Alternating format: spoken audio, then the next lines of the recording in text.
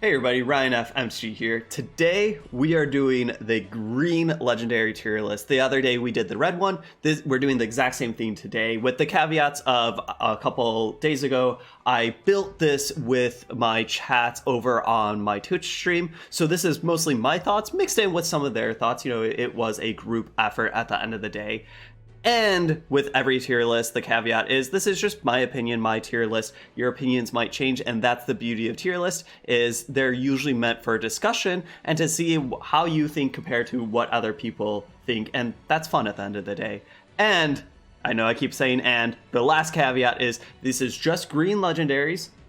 It's not for this meta, it is just kind of for Teppen in general, and how these green legendaries played out in their Teppen lifespan, or just what green wants to do and how they fit into that. So that's enough about that. Let's jump into the green legendaries. First up, we are talking about the S tier, the best of the best, and these are some really good cards. Up first, we have Ultra Lady Karen, 5 MP for 2/8 with agility, ascend +2/+2, and a fixed seal on the unit in front. I love this card. It is 5 MP, so you can play it in a dual color deck, and that is fantastic.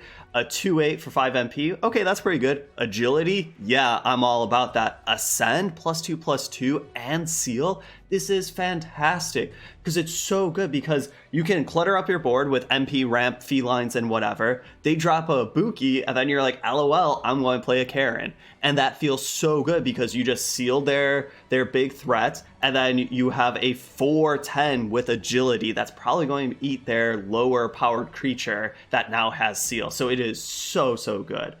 Speaking about a so good card, we have Killer Bee Strike Cammy, 5 MP for 2/5 with anti-air. Okay, that doesn't seem that great. Tell me more. When played, gain +1/+1 for each action card in your hand and EX pocket.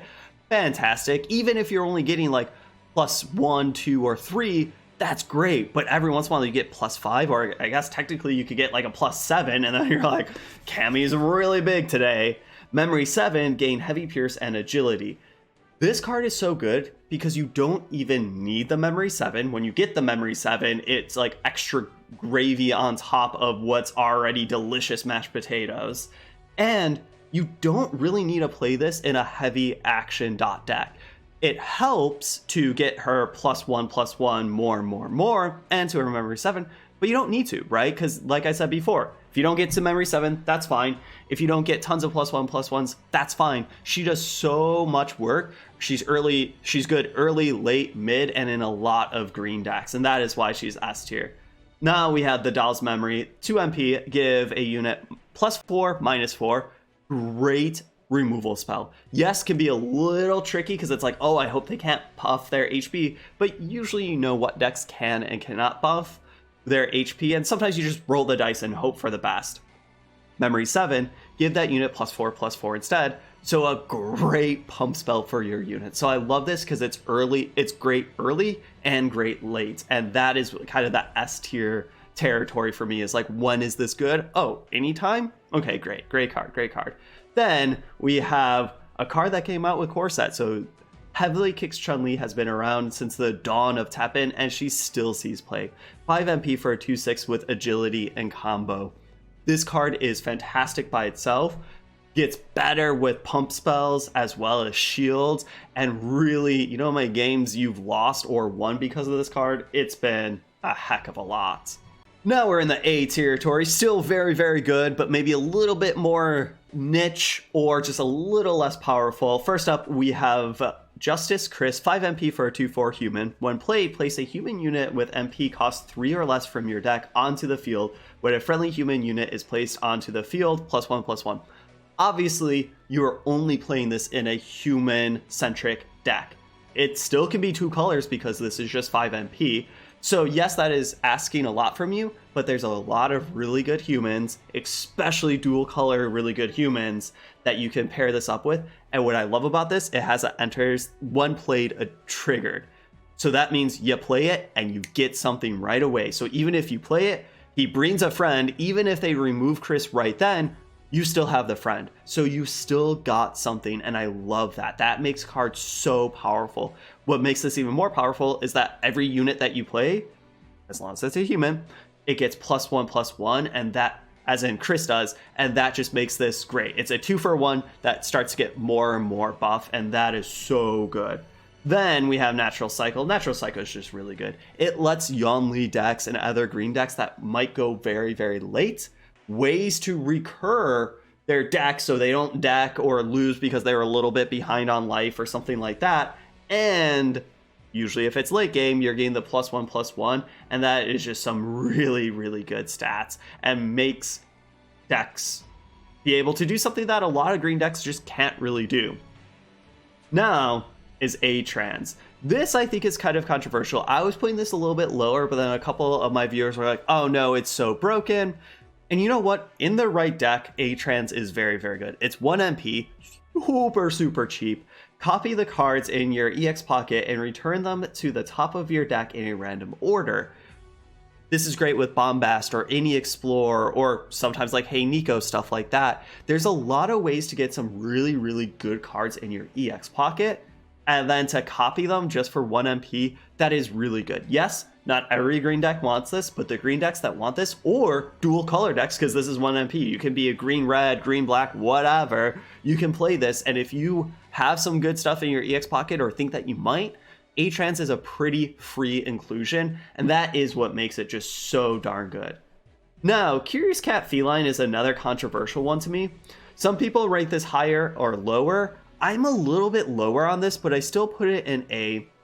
It's a beast monster. It's 4 MP for 1/7. When played, give a random friendly human unit +1 attack and shield. I don't give it that much credit for that because you're not getting that all the time because it has to be a human unit. When that happens, that's great.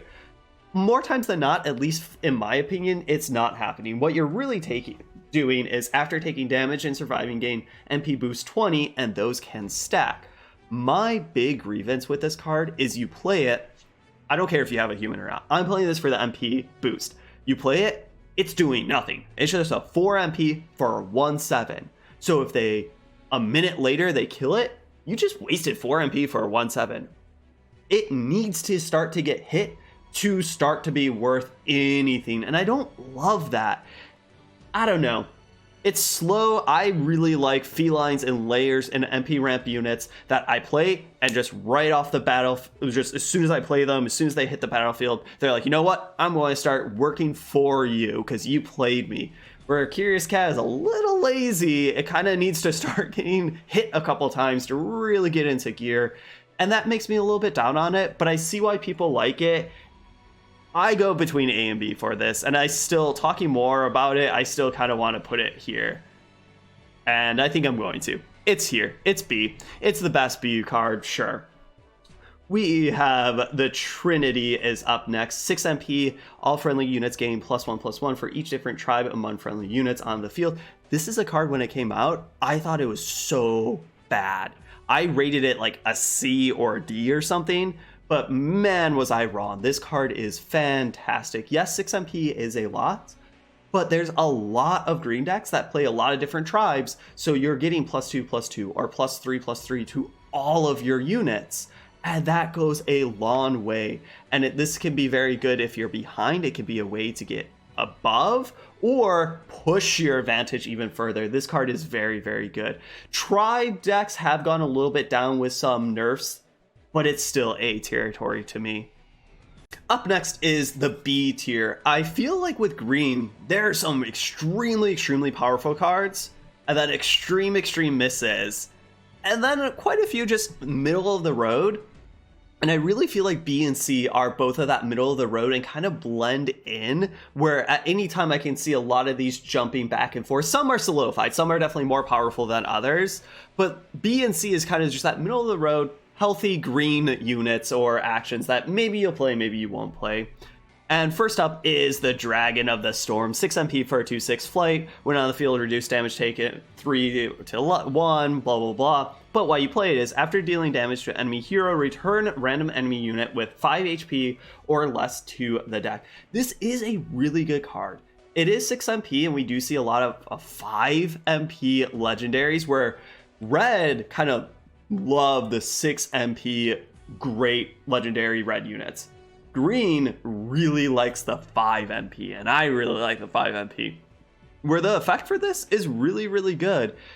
But it needs to start, it has flight, so it has evasion, and it needs to start attacking and hitting the opponent. And that takes a while, and the effect is very powerful. It's just bouncing everything to their deck, but it's just a little slow. It's a little clunky. If you play it and you get some triggers, it feels great.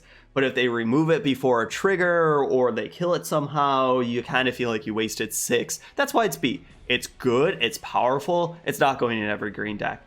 Then 7 Soaring Spirits is another very good, powerful thing, but not going in every green deck. You could, as long as you're playing a lot of units, and a lot of green decks are, but it's 2 MP. If your hero is green, they gain when a friendly unit is placed onto the field, randomly distribute a total of 4 points between friendly units, or HP and own life for 30 seconds.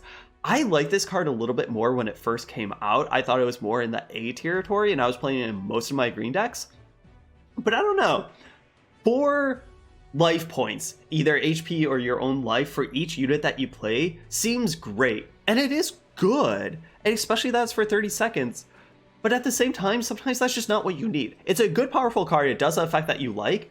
But sometimes you're like, you know what? I would rather just play my Karen or play some like A-Trans or just something else. And I think that's why it's B. Sometimes, yes, you want more HP, but sometimes you don't want just HP. Maybe you just want a shield or something like that. That's why 7 Soaring Spirits, good, not great, and that's kind of the story of B and C.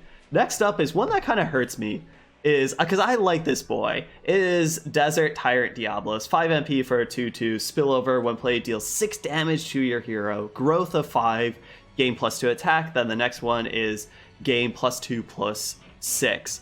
This card was a powerhouse when it first came out. It's kind of less of a powerhouse. It is still good, right? 5 MP is great. What really knocks it down, and obviously spillover, it gets so big, but what does really knock it down is it deals 6 damage to your hero. That's a lot. 6 damage out of 30. You start with 30 life. That's a lot. That's a big effect. That's a big downside. And growth 5. I really love growth 3 because growth 3 is free. That means any unit that you play, it triggers growth, and we see that on so many powerful things like Amaterasu or Ken, where Desert Tyrant Diablos wants you to play other 5 MP cost units. So you could play this, play a G or something like that, and that's just a couple more deck building restrictions than I usually want to play with. So that's why this boy has kind of gone down, but still, hey, if you have 5 MP ramp units, don't mind losing some life. This does get out of hand fast, especially if you put this in the middle lane. Spillover damage going everywhere. It's lights out for the opponent. The last B territory is Great Swordsman. 3 MP for a 1/2 when played. It basically counts all your growth triggers. So if you have 3 or more, 5 or more, 7 or more, this becomes such a big, heavy hitter. And it's 3 MP, so you can play this in a dual color deck. And you really, really want to play this in like a 3 cost growth centric deck, because you want to just be racking up all those growth points left and right. So you can play this with 7 growth points, get the crush, heavy pierce, all the plus HP and attack that you possibly can.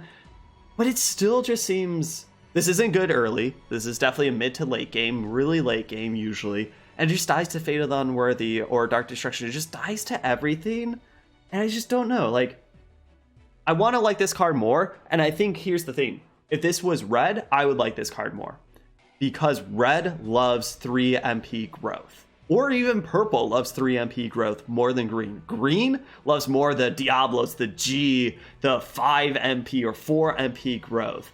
And that's a little bit harder. And dual color decks, especially if you're trying to be growth, is kind of hard because you can only net 5 MP at a time. So it kind of holds you accountable a little bit more, so you can't run wild with all the really powerful cards. So maybe this is more where like Swordsman's very powerful. However, maybe if it was in a different color, it would be more powerful. That's not saying that he's not good. He's still in B. He's still very good. Just not as good as I want him to be. The C tier, I'm going to kind of just clump them all together. These are fine cards. You can play them. They do see some play, but not tons of play. And that's because their effects, while good, like Felicia, good effect, it's just that it's 8 MP. Or, Wood, the last one, good effect of pumping up everything. It's just that she hurts herself, and just it takes a while to get those triggers. These cards are a little clunky, take a little bit to build up steam, and there's just other more powerful things to be doing kind of in the S, A, or B, even though you could play these. I've played these cards, some are very fun, but you're probably like, every time you draw that Felicia, you're like, man, I wish it was a Karen. That's why these are in C, and that's enough about those.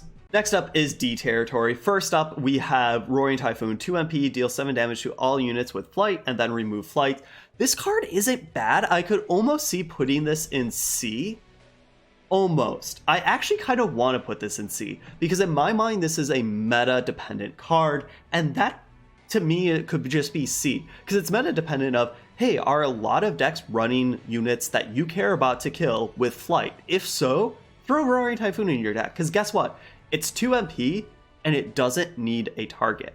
So if you just had 2 MP, you could just play this card, kind of just cycle it, draw a card. Especially with Teppen, how it works is you play a card, you automatically draw a card.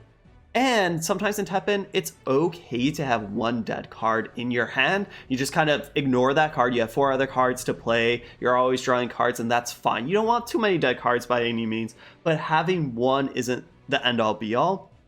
And especially with Roaring Typhoon, man, 2 MP to deal 7 damage to all units with flight, and then it removes that flight. That is an extremely, extremely powerful effect. So worst case scenario is that it's a dead card in hand, or you just kind of throw it away to draw another card. I'm not saying that that's good, but is not the end all be all. More times than not, that's probably not going to lose you a game. But man, this card can really help you win a game if you are struggling against flyers.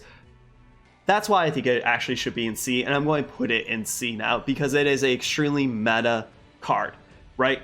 If you care about, if there's a lot of units with flight that are knocking you left and right, throw a Roaring Typhoon in there. If there's not, leave it for another day for sure. Next up, we have X. X is 6 MP, 5/5. Those are fine stats, but it's still 6 MP, so like, I don't know, it needs to do more. Victory, acquire the ability of the defeated unit. Man, there's dreams to be had, and this is a Brewer's Paradise, and it is a very fun card. Now, I might be nitty-gritty in saying that some of these cards aren't that good, but some of these cards are fun, right? Even if something isn't great, it can still be fun, and X is definitely one of those to me. What I don't like about it is that it's Victory. I've talked about Victory in the past. Victory is a hard keyword to always trigger, and it's not super reliable. When played, or when attacking, or so much easier, right? You're probably always getting those things, or then just like rush and all those. I like a lot of keywords a lot more than Victory. So don't love Victory. And then also its Victory ability is it acquires the ability of the defeated unit. That defeated unit might not have ability, or maybe it doesn't have ability that you care about. So even if you get the Victory, it still might not do much. But those times that it does a ton, and then X just becomes this big, humongous beast of a machine that is just like terrorizing your opponent, then it's really fun, right? However, more times than not, it's a 6 MP for a 5/5 that might get one trigger, it might not. So at the end of the day, it's so-so. Next, we have the F cards. These cards, I think, are pretty much misses. Soul Offering, it's 6 MP for an action. It came in Corset, and even with Corset, we've seen some really great cards. Like, there's an S tier, right? Chun-Li was from Corset, but this card didn't even see much play in Corset. It is give +7/+7 and seal to a friendly green unit. +7/+7 is humongous. Downside of seal. However, like, whatever, you're just going to make a big monster that's just going to punch face. I get it. That's cool. 6 MP is a lot, though. 6 MP is a heck of a lot just to affect one thing that then, I don't know, usually just doesn't do much. This card just doesn't see that much play. Yeah, is it the worst card ever? No, definitely not, but there's a lot more powerful things to be playing in Teppen ever, right?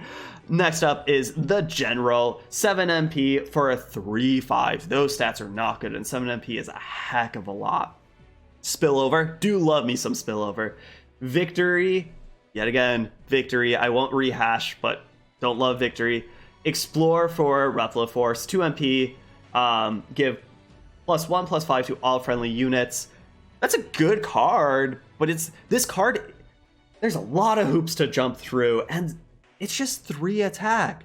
Who's this going to kill? Not many things. And so it's very high cost.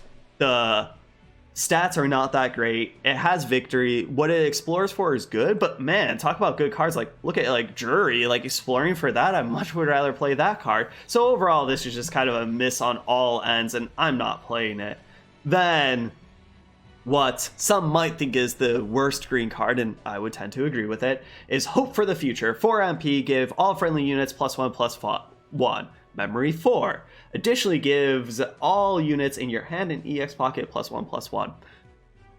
This card's just not good. It's 4 MP. 4 MP is kind of a lot for an action. Like, I want a lot. I want some powerful effects from a 4 MP action. And just to give all my units +1/+1? No. I want to play the Trinity. Yes, Trinity is 2 more MP, but man, I could get like +3/+3. Now we're talking. And yes, if you get the Memory 4, it's throwing around a lot of +1/+1s, but it's not good, right? It's not good. It hasn't seen played. It's been around since Haunted by Memories, and it just hasn't seen that much play. The last thing I want to talk about today is comparing the red legendary tier list compared to the A legendary tier list. There's a big difference in my mind. The red one was a little hard to make because there are so many really, really good cards where it's like, wait, is this S or is this A? Now I kind of need to split hairs here. Where this one, there was a couple standouts, and then a lot of just there's a couple really, really good cards, a couple really bad cards, and then a lot of middle. So overall, the green legendaries as a whole were a little bit harder to make because there's just a lot of middle of the road. And you can't just be like, oh, everything's a B. No, that doesn't make a fun tier list because not everything is a B. And you don't want this B to really just be like all the way over here. So at the end of the day, push comes to shove. Which color out of those two do I think has better and more of deeper library of better legendaries? It is definitely red over green.